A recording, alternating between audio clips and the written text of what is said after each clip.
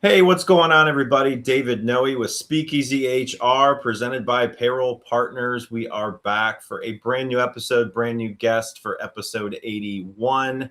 It's the end of July. People are winding down their summer and getting ready for the fall, back to school, all that fun stuff. So I am thrilled to have on the show today, Brook Rushing to SpeakEasy HR. Welcome, Brook. How are you? Hi, David. I'm great. Thank you. How are you? I'm excited for the summer to be over, to be honest. Oh, yeah? Yeah, I feel like the summer months, there's things that generally people try to do, vacations and whatnot, but having kids in school still, I'm ready for the back to school process, Yeah. and I'm sure a lot of parents out there feel that as well. But it's all good. It's been a fun summer. I feel like July went by super fast, but we're here to talk about a really interesting topic with you and your background and what you're bringing to the show with 20 plus years in HR with some well-known companies in the world of sports and entertainment. So thrilled to have you on, and we're going to learn a little bit more about you before we get into the topic. So we are live on LinkedIn and YouTube. If you are watching live, chime in. Certainly ask questions along the way. Would love to hear from you out there. So Brooke, if you want to just kind of tell everybody about your background, like what you were into, over the last 20 years in HR. Yeah. So like most people, I sort of fell into HR. I don't think anybody, wakes up and says, I want to be in HR whenever I grow up. But when I look at my childhood, I was always the mediator in my house. I was the kid trying to solve our family problems. I was always trying to help my parents hear my siblings and help my siblings better understand my parents. And so the older I get, the more I think it was not random. And I think I was doing this work before I even knew what to call it. So I grew up in a really small town in Louisiana, and it's part of why I was really intrigued by your podcast called Speakeasy HR, because obviously a little connection to New Orleans and Louisiana there. But my career took me to a lot of different places. So I lived in LA and Portland, and like you said, 20 years in HR, and that has spanned across lots of different functions in HR. And the last 10 years with brands like NBC and Nike, of course. And then earlier this year, I left corporate to start my own practice called the People Collab, which I describe as HR advisory for growing companies that don't want the overhead of hiring a senior HR leader. So it's me doing the part of corporate HR that I really loved, being a trusted partner to leaders and teams without the big company machinery. And what that looks like in practice is leadership development, team building using tools like DISC, and leadership coaching using tools like Hogan. And then more recently, it has sort of evolved into a portfolio career, which I think we'll get into a little bit later. So yeah, that's like in a nutshell, that is a little bit about my journey. Yeah. No, I think you answered a lot of the questions I was going to follow up with about, where you grew up, what did you want to do when you were younger? And I think of the 81 episodes, I think I've had one person say, I knew early on I wanted to be in HR. My mom was in HR, and I would play with my dolls and I would act like I'm firing them. And it was like, she's like, yep, I knew I was doing HR when I was young and I didn't even know what it really was. But Wow. Everybody else kind of falls into it if they've done HR or a lot of different professions, right? So that's certainly where I think you'll bring a lot of value to this episode and this topic. And so you and I got connected, as I do with a lot of the guests on here, and we connect, we talk about backgrounds and what might be some topics of discussion to come on to the podcast. And so we started kind of collaborating on that idea. And now we're going to be, talking about this fractional workforce and the way it's changing, right? Like feel like a couple years ago, or maybe more than a couple years ago, I started hearing about a lot of people going out and doing their own thing, being consultants, kind of like you, which congratulations to you. I got to start with doing the mini air horn for that. Thank you. I know several that have done that and more local here where I am, but certainly exciting, probably nerve-wracking, scary kind of reaction to some of the thought around doing it on your own and not really knowing how that'll play out. But certainly something like this will help people learn more about really what you can help them with. So from your experience in HR and people you've worked with, when it comes to advice you've received, it could be a mentor, it could be a manager, what's maybe one of the biggest pieces of advice you've received? Yeah, gosh, so many. I've had some really great leaders. I've been so fortunate. This is probably a little more personal to me, but earlier in my career, someone told me to read Quiet by Susan Cain. Okay. I don't know if you're familiar with it at all, but it's about the power of introverts. And I'm an introvert. And so really early in my career was like really paralyzing for me. I was super quiet. I didn't speak in meetings, and in big organizations like Nike and NBCUniversal, you're surrounded by really big personalities and big voices, and you can start to feel kind of voiceless. Like the way you're wired is a liability to your career.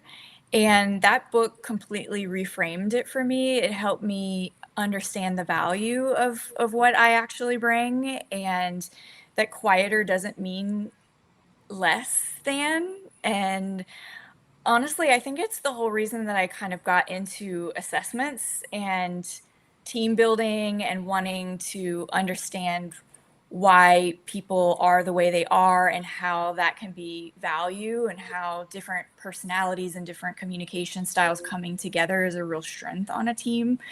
So I think that was like a real eye opener for me, and helped shape my career, I think, a little bit.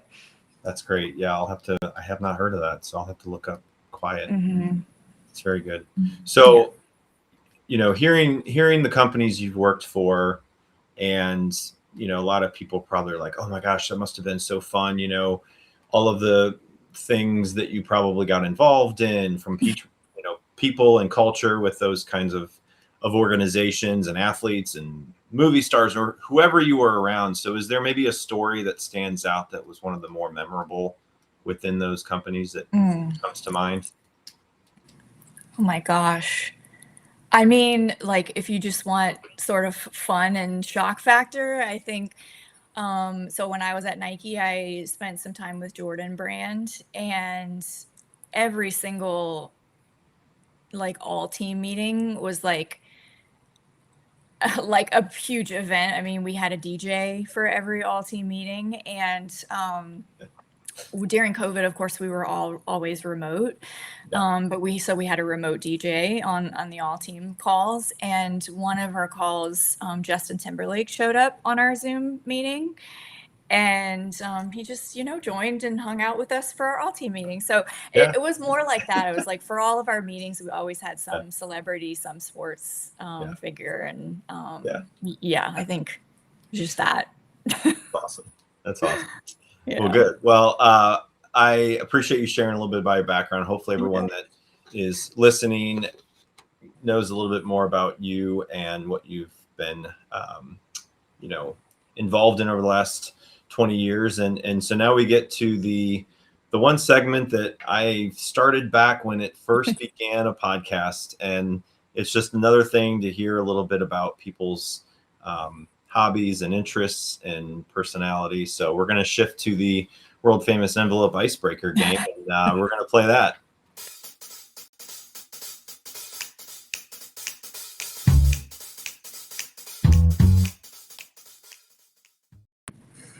All right. So 15 envelopes. You get to pick a number, and we'll see what question is inside.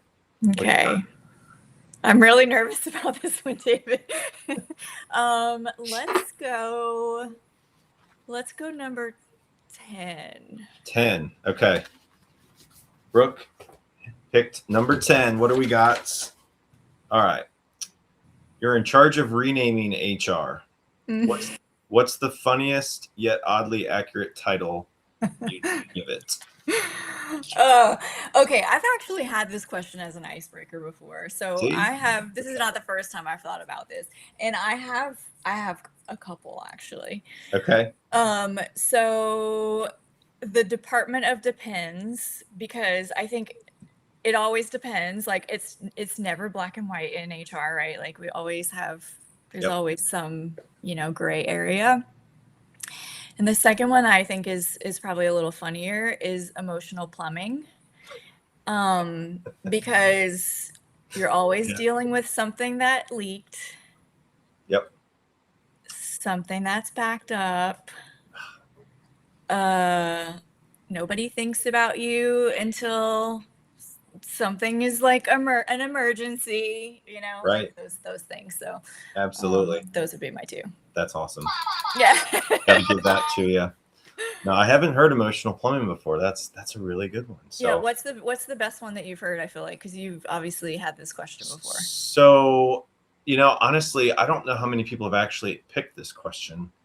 I feel like a lot of people pick other common numbers in the 1 through 15, but I think just over people's experience of HR and how it was called personnel, and I've kind of called it something around adult daycare and things like that. Yeah. So honestly, I don't know if anyone's picked that question recently. I'd have to go back and rewatch, but Yeah. but no, those were fantastic. Well done. So well, just a couple of words from our presenting sponsor, Payroll Partners, and then we're going to get into your topic, the fractional workforce threat or opportunity. So hang tight and we'll be back.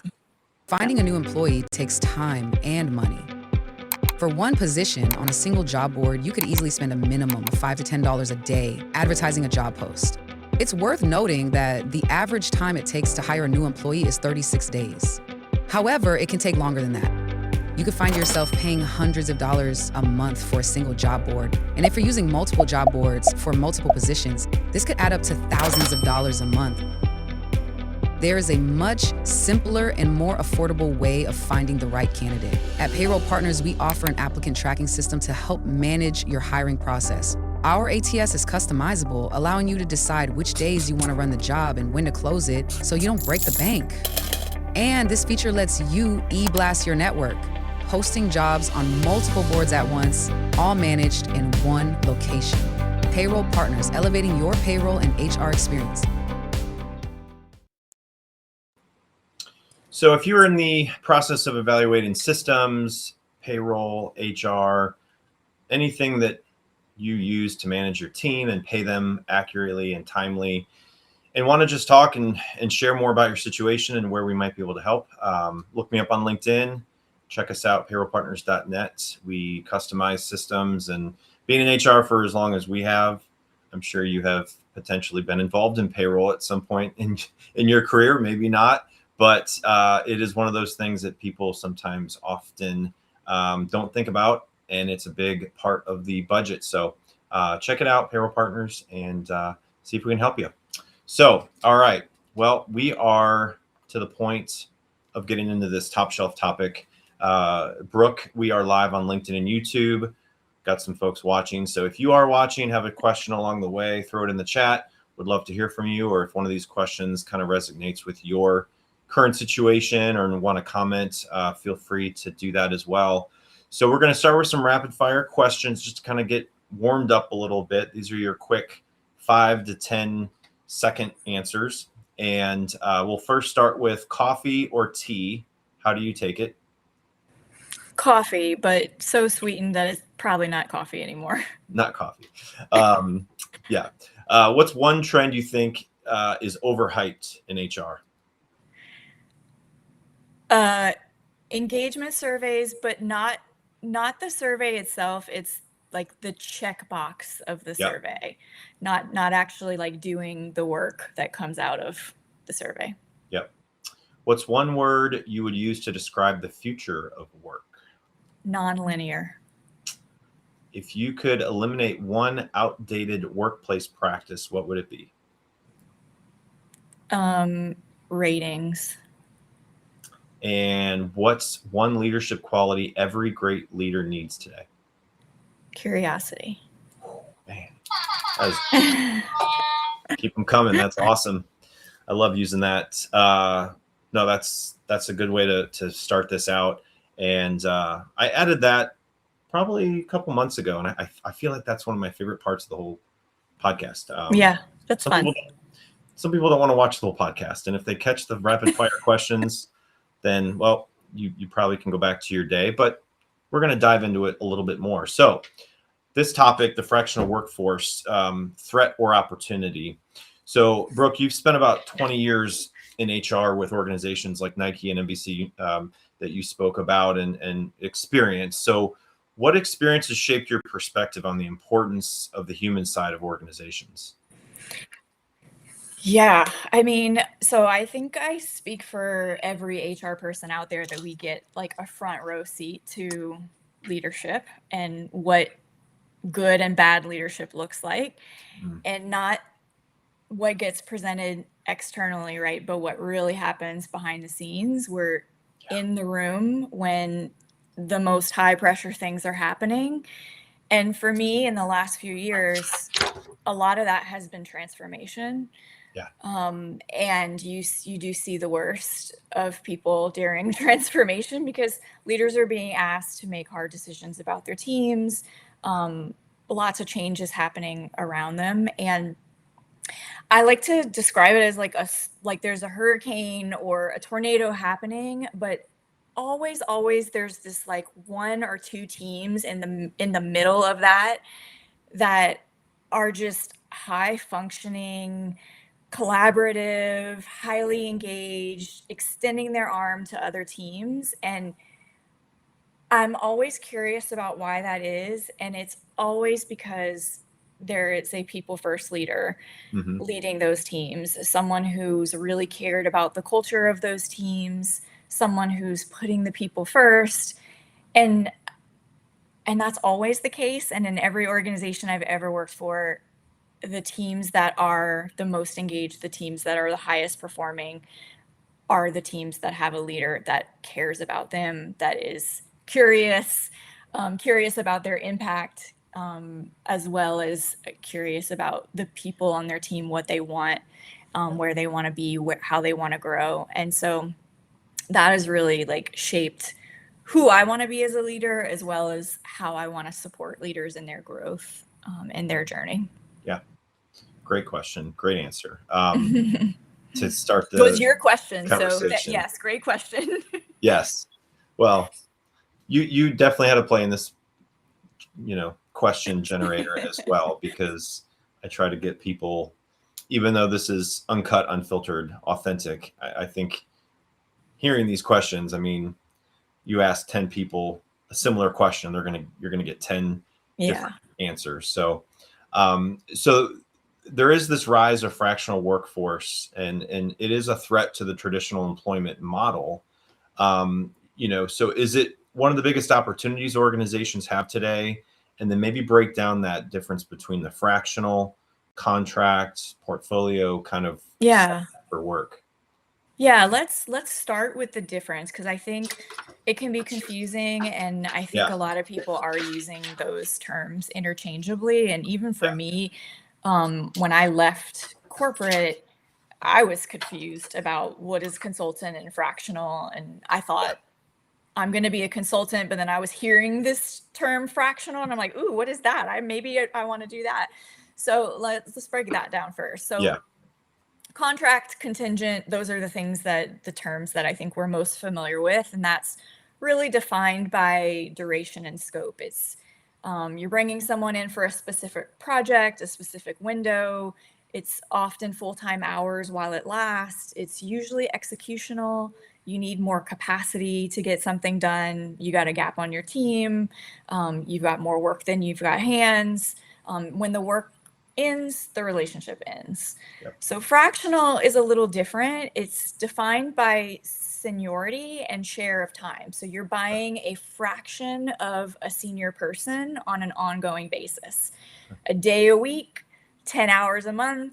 And the distinction I'd really draw is this: they're not delivering a project, they are occupying a function.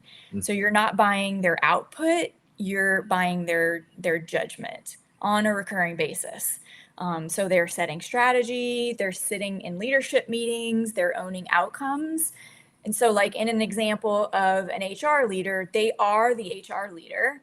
The employees know them as the HR leader. They just aren't a 40-hour-a-week HR leader. Okay. Because the organization likely isn't in a position to hire a 40-hour-a-week HR leader, or maybe they, can't afford it, or they just don't need it at that time. And then a portfolio career is one that trips people up, but it's really like not a company term, it's a worker term. So I say I have a portfolio career, and that's because I might be doing consulting and I might be doing a fractional work, I'm coaching, I have a garden and I sell flowers sometimes. I've been teaching people how to use AI. So it's like I have a collection of all these jobs that I do, I do a little bit of something every day of the week. So that's how I would describe all of those things. Yeah. I hope that helps and makes some sense. Yeah. Yeah. I've heard some of that. And I think, my situation is we're hiring full-time employees, part of our team, fractional, there's project-based work that we have potentially to contact more consultants to help us from a partnership standpoint. So, it really comes down to what I think the company values from a relationship standpoint for those individuals, how they play a part, in the overall success of the business and the future plans of the organization and what that looks like. Because like you said, I mean, a lot of companies that are smaller, they don't need full-time HR, but they will need something at some point when it comes to it, and they want to do things the right way. They don't want to be in a compliance situation and having to deal with something that they didn't handle the right way just because they didn't know better. And I think the easiest way to think about it when people are thinking like, do I need a consultant or do I need a fractional? Fractional is like the seat. It's like you're putting someone in a seat in your organization. They are filling a job, but just a fraction of the time, versus consultant might be someone you call every now and then to answer a question for you or to do some work for you. It's probably the easiest way to think about it. Yep. So what are some of the biggest advantages that organizations can gain by bringing in more of the fractional talents versus hiring traditional full-time roles? Yeah, so I think there's some obvious ones, right? Like cost and speed. They're real. You're not carrying salary, benefits, equity, the fixed cost of a role that you might not need in 18 months. You can have someone in the seat in weeks instead of like running a 6-month search. So those are like the obvious ones, but I think there's some big ones that probably aren't as obvious that maybe people aren't talking about. So the first one is that you get access to a level of person that maybe you couldn't actually hire, because a 30-person company can't hire someone who maybe worked at a Fortune 100 company, but they can absolutely rent 8 hours of, that person's time.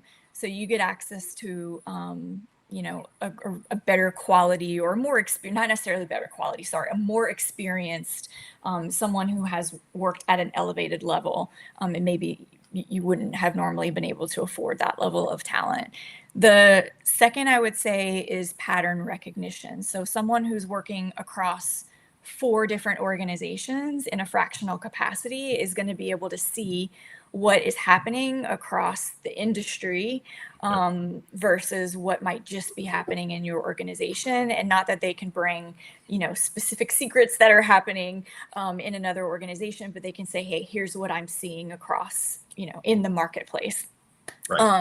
Third, and this one probably surprises people, is that fractional talent, maybe this doesn't surprise people, is that fractional talent tends to be really ahead in AI. And that is because when your entire model depends on delivering senior level output in limited hours, you are going to take advantage of the technology available to you. I wouldn't have been able to start a consulting practice if AI didn't exist. I wouldn't have been able to go out on my own if I didn't have the support of AI. So if you're bringing someone in and you want them to have AI capabilities, especially, today, I think fractional talent is probably going to be an advantage there. And then lastly, I would just say a fractional person, they didn't build the thing that they might be being asked to evaluate. So they have no history to protect, no relationships to manage, no stake in the decision that that got made 3 years ago. So they can say the unpopular thing because they don't have to live in the aftermath of saying it. So Yep. those are, I guess, some advantages I'd say that maybe aren't like the most obvious. Yeah. So on the flip side, what are some of the risks that leaders should really consider when integrating some of the fractional employee or contractor into their team?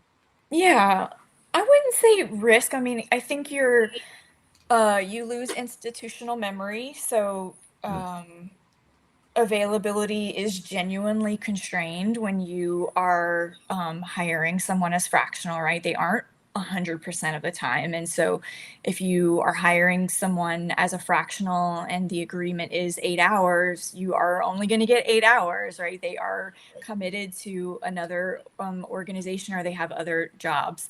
And if you're using fractional to avoid deciding what you actually need long term, that can get expensive really fast. I think sometimes HR leaders and maybe business leaders might have concern about, the cultural implications of having fractional and even contract workers in an organization mixed with, your full-time staff. And I think that if you have a strong culture in general, it's not impactful to bring in fractional and to bring in contract workers. It's all about clarity and communications and roles and responsibilities. It's about, letting your teammates know, hey, we have a fractional and here's the role of the fractional and here's how they're going to support you. If you just bring someone in and there's this surprise person that is showing up in meetings and reaching out to you for things and you have no idea who they are and what their role is, well, then of course that is going to be an issue. It's also going to be an issue for the fractional person. Like, they're not set up for success if they're not really clear in what their role is and, their teammates haven't been communicated to. Yeah. So I think it's really just all about clarity in roles and responsibilities and communication, which would be the same for, a full-time staff employee as well. Yeah. So it usually just surfaces issues that already exist. When you see challenges show up with contract or fractional, it's usually not because of the contract fractional. It's usually because there are some opportunities already in the organization that are just bubbling up. Right. Absolutely.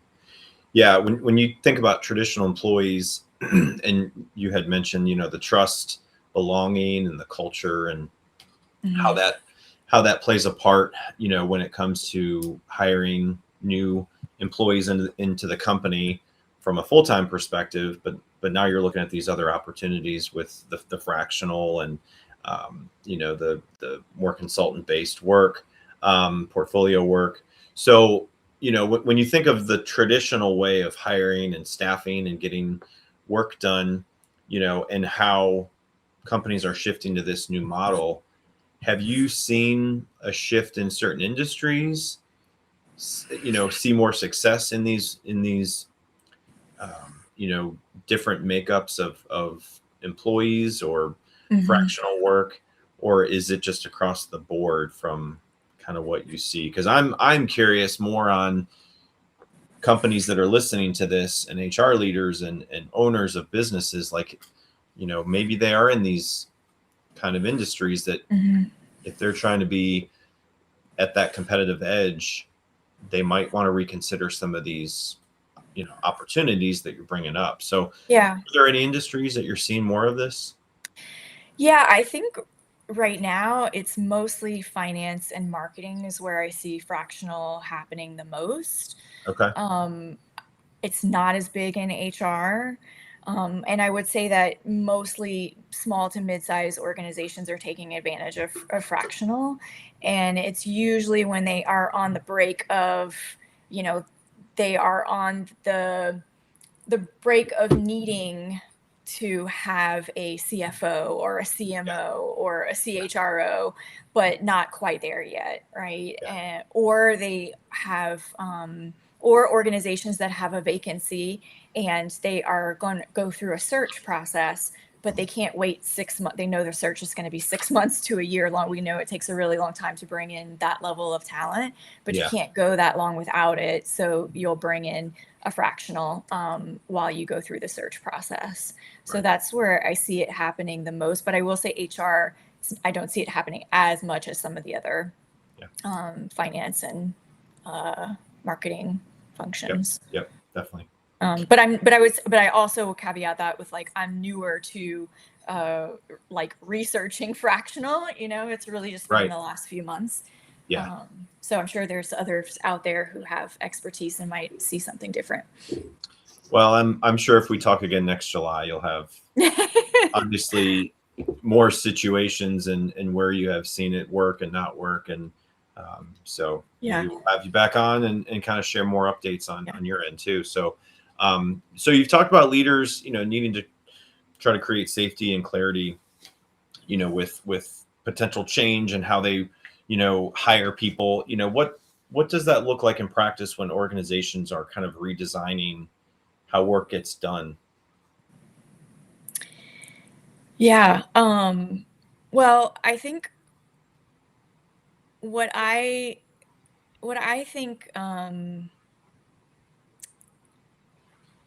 what I think safety looks like is clarity. So just in my experience, when I think about like change in the organization and the leaders that have done it well and the teams that have had the best experience through change, whether the work is changing or the org is being restructured or whatever the case may be, it's the leaders who have one been as transparent as they can be, right? Like I know we can't always say everything, but who have said, I don't have this information. Here's when I will have this information. Here's what I do know. It's the leaders who are centering their teams on what they can control, who are saying, here's what we can do in this moment, so that they feel like they have purpose. And it's the leaders who are allowing their teams to be vulnerable and are being responsible with that vulnerability, right? The teams are vulnerable and the leaders are taking the things that they need to take up the ladder and sharing the things that are going to have an impact to whatever is happening in the organization and holding the things that they should be holding. And also the leaders that are vulnerable themselves, who are letting their teams know that they also are experiencing change and they also are moving through that experience with their teams and they have feelings about it. And that doesn't happen just in a moment of change. That is something that's built over time. The worst thing is when leaders expect their teams to trust them in that moment of change versus like having built up that credibility over a period of time because they've established that trust over a period. Yeah. We are live on LinkedIn and YouTube. If you are watching, have a comment, question, chime in. Would love to hear from you. We're with Brook Rushing. She is recently moving into a non-traditional environment for herself. And, so maybe just to shift gears a little bit, you had mentioned that you decided to do that earlier this year. And, was that something that you've been, really kind of like thinking about for a while, or kind of how did that process go? Because there might be other people out there that are kind of in the situation. Yeah.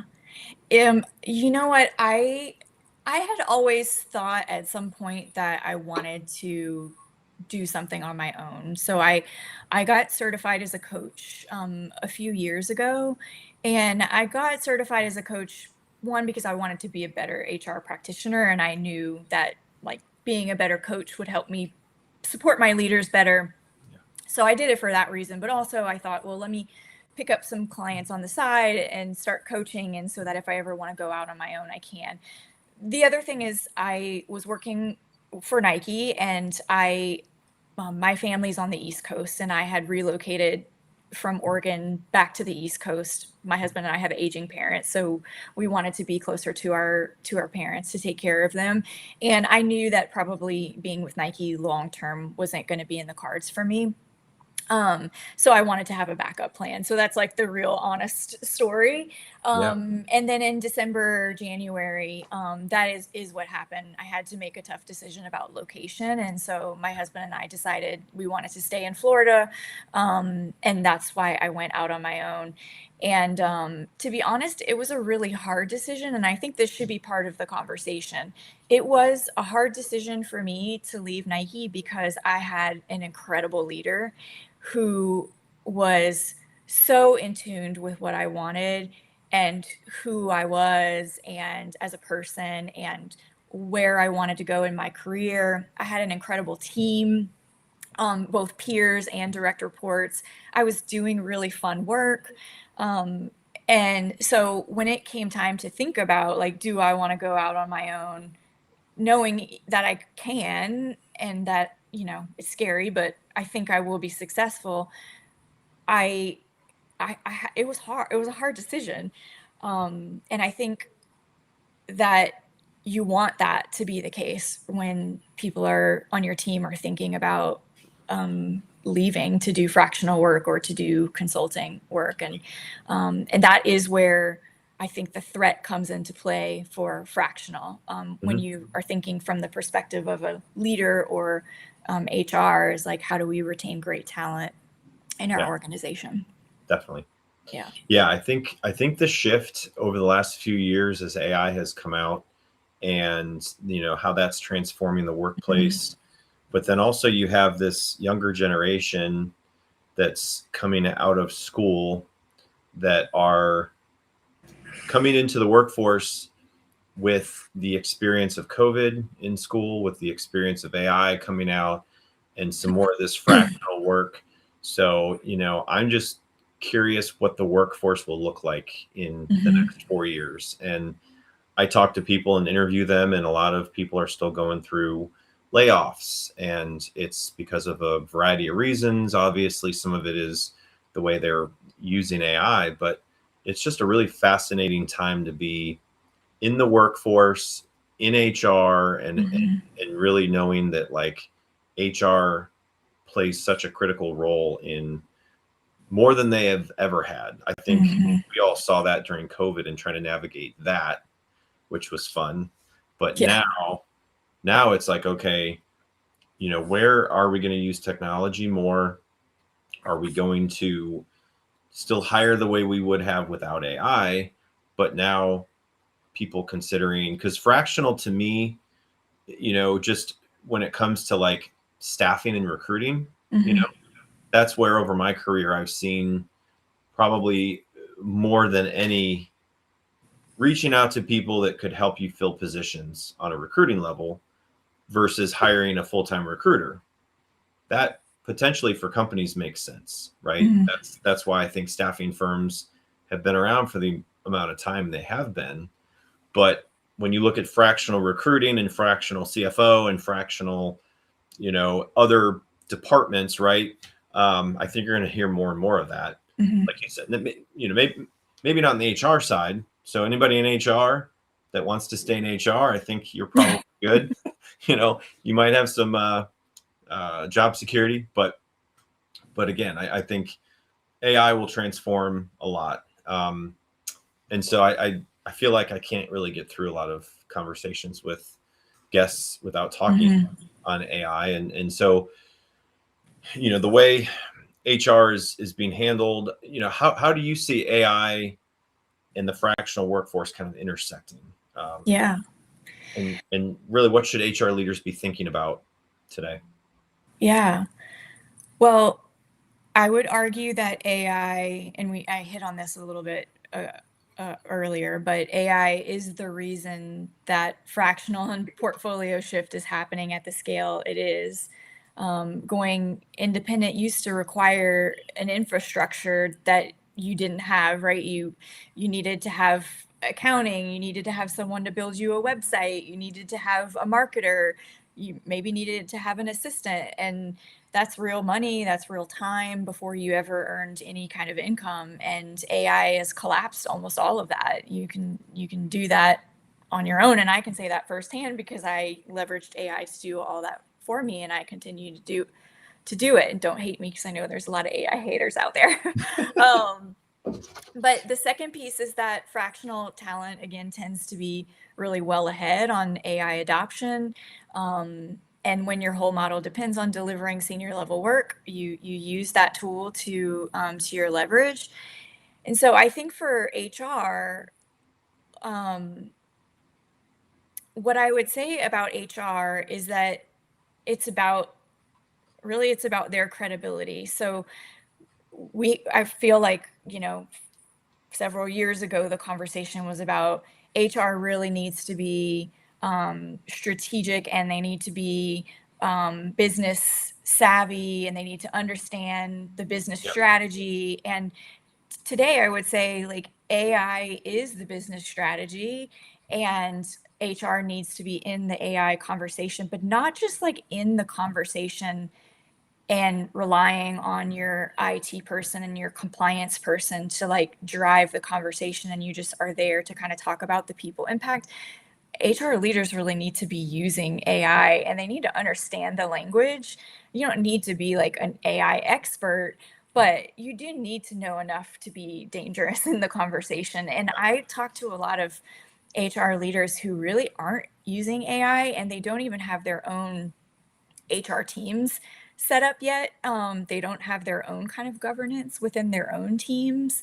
And I'm not, there's no judgment there. I'm not judging, but I think that is what is going to take going forward. Is I think HR leaders are going to have to get more engaged with AI so that they can be a real part of the conversation before they drive any kind of a people strategy around the AI change that is coming, and it's coming so fast. Yeah, definitely.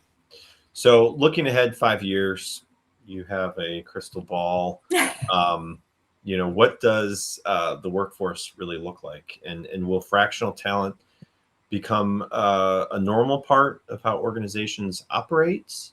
Or what do you think on that?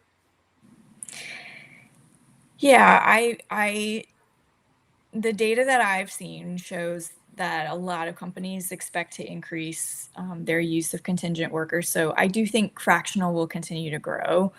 In 5 years, I don't think anyone's debating whether or not to use fractional. But the thing I do feel most strongly about and I'm most certain about is that the linear career is gone. I think gone are the days of people like picking a career path and growing like up that career path, and for that to be the aspiration. I think we are like realizing that you can be more than one thing, and that you can now integrate your hobbies and the things that you're personally passionate about into your career.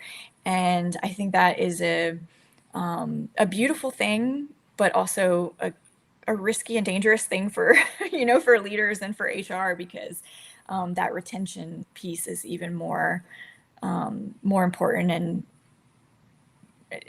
more difficult, I guess I would say. Yeah, definitely. Yeah, I talk to people, and a lot of them have like a side gig. It's a hobby they do. It's some kind of whatever they do. And there's so many opportunities for young entrepreneurs to start a business. There's so many options, right? Like, it's such a exciting time for people that want to start a business, that have an idea. Now that you've got tools like AI, it's like you said, you can build a website, you can build social media, you can build marketing, podcast, right? Like, it is like such a unique time to have an idea that you think could create a business model for you to make a career out of it, whether you're mid-career, something after you're working full time, like a fractional kind of situation, right? So yeah, I saw my 16-year-old for the last 3 months. He was out doing pressure washing with his friend. Aww. They were pressure washing driveways and decks and garbage cans, and they both play sports. And it was amazing how I saw how they worked together, would argue. My son would go up and just knock on doors and ask people about their garbage cans, like, hey, do you want us to come by and wash your garbage cans? We've got some down the street next week. And my garbage cans are dirty, but they've seen, I've gotten them cleaned, and I'm like, oh, it's not going to be, 6 months. They'll be, clean, but no, garbage cans get gross very quickly. So it's like, those things around the house that like people now, they will pay someone to come do, Yeah. AI is not going to come and pick up your dog's crap on the front yard. Yeah. People do that as a business. So Yeah. so anyway, Yeah. anything that people do not want to do in a busy life with family, and so again, Yeah. if you think about wanting to start a business in the future, use Brook as an example, and anybody else out there that that has started a business or has thought about it and have gotten into the situation where they feel like they can do it full-time, fractional. You have one life, you have skills, everyone has their strengths, and if you can find a way to do it on a daily basis and really use it to other companies' advantage, and you'll just have a better, more fulfilling career, I think. And so that whole thing about linear, I think people that are going into the medical field, right? Yeah. Very important. They want to be a doctor. Yeah. But still, there's linear opportunities. There's linear, in every industry, I feel like, in every profession now. So that I think is definitely like a trend that is going away, as you had mentioned. So just to wrap up, final question for you, Brook.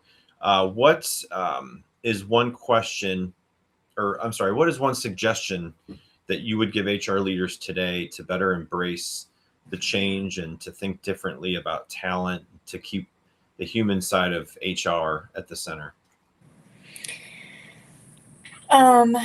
Well, specifically on this topic, I'd say have an open mind about talent. So when someone that you value comes to you and says that they're considering leaving because they, want to do consulting, or they want to, and hopefully leaders are checking in before this happens, right? Like hopefully it doesn't get to this, but if it does, what other arrangements can we make? Like what does it have to be that it's full-time or nothing? Can we create some sort of a flexible arrangement with people that we really value?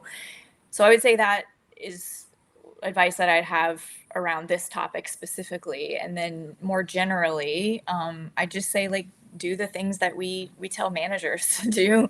I think we're so bad as an HR community at actually like following the advice that we give the business leaders that we work with. We don't take care of our teams nearly as much as we advise our clients to do. Yeah. Gotta end with that.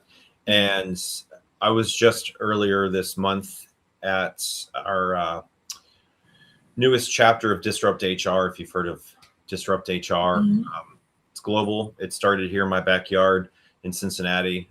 Such a fascinating experience to be a part of an event with Disrupt HR. So if you are in the HR field and have not been to a Disrupt HR, Google it, find it, go to their website, and just find a local city that's hosting an event to go and present or to go and experience a Disrupt HR. Highly suggest it. But that's just one example of what I think HR leaders have available to them when it comes to how to collaborate and connect with other people in the profession. I heard a stat, 30% of people are getting out of HR. And so, it's for a variety of reasons. I think burnout and other reasons, people are leaving, but it's still an exciting time to be in HR. So go find Disrupt HR, find your local SHRM chapters or something that you feel like you can meet people, network, connect with, and make new connections in the community. So Brooke, I wanted to bring this up. This was your discovery call that you were offering to listeners. It's a free discovery call. So kind of tell everyone what they would experience with this. Yeah, always I offer free discovery calls. So for anyone who has, an HR challenge or who is just questioning whether they might need some HR support in their organization, I do a 30-minute free discovery call, which is just a chat and connect to see what you have going on. Very casual conversation, just like we're having today. The outcome of that conversation typically is going to be some service, hopefully, or partnership or collaboration with me. And so for anybody who is calling as a result of this conversation today, we're going to do a discount on any service that might come out of that discovery call. Awesome. Well, Yeah. got to do that. Thank you. Yeah, definitely. Thank you so much for the conversation. I really appreciate you. It's been so fun to talk about this. Is definitely a topic that I'm passionate about. And yeah, it's been a fun chat. Yeah, no, that's exactly why I have this. And I learn every time I have someone on. I'm sure everybody listening learns something. And if you're not connected with Brooke on LinkedIn, look her up on LinkedIn. Look her up with the QR code. It'll be in the podcast summary notes as well if you missed it. So Brooke, wish you all the best. Have a great rest of your summer. Enjoy it. And hopefully we'll talk soon and enjoy the rest of your day. Sounds good. Thank you, David. Have a good one. You too. Take care, everybody. We'll be back next Monday.